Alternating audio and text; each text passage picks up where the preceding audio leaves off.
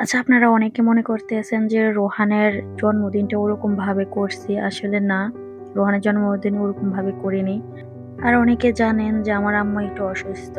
এজন্য কাউকে বলিনি রোহানের জন্মদিনের কথা। আর আমারও ওরকম ভাবে আসলে খেয়ালও ছিল না। তো রোহান আমাকে বলতেছে যে, "আম্মু আমার তো আজকে জন্মদিন, তুমি কেক আনবা না?" তো পরে ওরে আমি বলছি যে, "না, আমি আজকে আনবো না, তোমার জন্য কালকে দেখে নিয়ে আসবো, আম্মুর কাছে টাকা নাই।" তো এটা বলতে একটু মন খারাপ করছে। পরে আমি বলতেছি, "তুমি কি মন খারাপ করছো?" পরে ও আমাকে একটু আদর দিয়ে বলতেছে যে, "না, আচ্ছা ঠিক আছে, আমি মন খারাপ করিনি। ঠিক আছে, তুমি কালকে আইনো।" তো ও এত পরিমাণ খুশি হয়েছে। আপনারা এই ভিডিওটা দেখছেন যে আমি আসলে এই ভিডিওটা রিফাদের কাছে পাঠাইছিলাম। ও এডিট করে আসলে আপলোড করছে।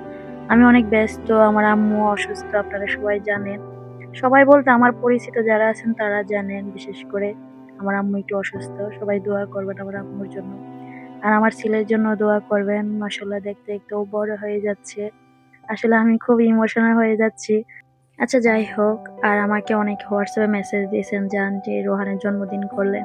অ্যাকচুয়ালি না, রোহানের জন্মদিন ওরকম ভাবে করিনি। আমিও ওরকম মানুষ না যে আমার কাছের মানুষদেরকে আসলে রোহানের জন্মদিনের কথা বলব না, যদিও করি।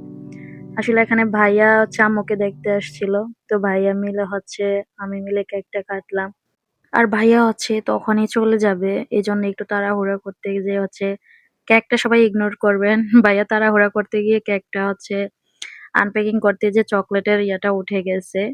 আচ্ছা, যাই হোক, এখানে রোহান কেক কাটলো, একটু খাওয়াই দিলাম। আর অনেকেই মন খারাপ করছেন, আপনারা মন খারাপ কইরেন না। আমি কোনো কিছুই করিনি। শুধু একটু ওর জন্য কেক আনছি, এতটুকু জাস্ট। আর বিরিয়ানি রান্না করছি ভাইয়ার উদ্দেশ্যে। ভাইয়া আসছিল বাসায়, এজন্য। আর সবাই ভালো থাকবেন, সবাই সুস্থ থাকবেন। আমাদের জন্য দোয়া করবেন, আমার ছেলের জন্য দোয়া করবেন বেশি, বেশি করে। আল্লাহ হাফেজ।